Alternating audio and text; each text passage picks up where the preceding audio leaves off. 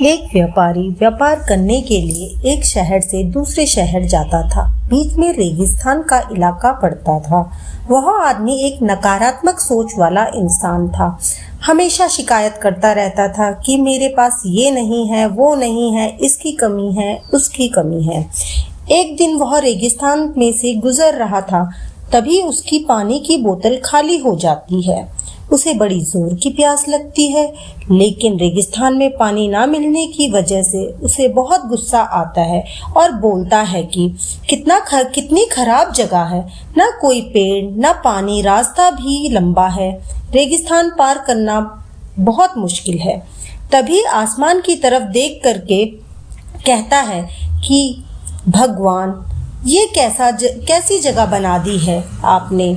अगर मेरे पास में बहुत सारा पानी होता, बहुत सारे संसाधन होते, तो इस जगह पर हरियाली कर देता, बहुत सारे पेड़ लगा देता। वह आदमी ऊपर देखकर ये सब बातें कर रहा होता है और ऐसा लग रहा था कि जैसे ऊपर वाले से जवाब की प्रतीक्षा कर रहा हो कि भगवान कुछ कह दे।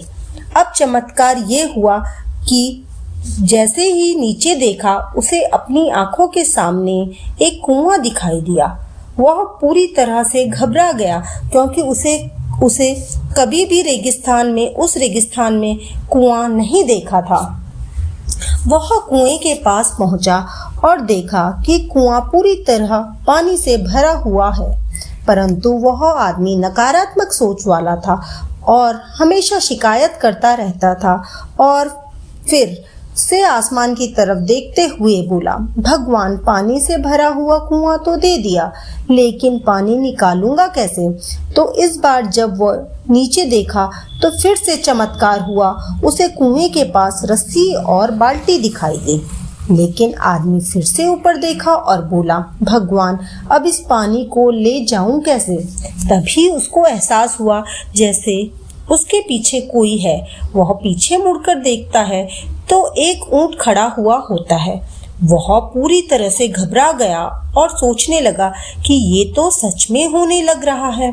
मैं बातों बातों में तो कह दिया, अब मुझे यहाँ हरियाली करनी पड़ेगी और पेड़ लगाने की जिम्मेदारी लेनी पड़ेगी। आदमी को पानी से भरा हुआ कुआं मिल गया, बाल्टी और रस्सी मिल गई, पानी को ले जाने के लिए ऊंट भी मिल गया और सब कुछ मिल गया। अब वह आदमी सोच रहा था कि ये मैं बातों बातों में क्या बोल दिया, ये तो गड़बड़ हो गया। अब वह तेजी से दौड़कर भागने लगा।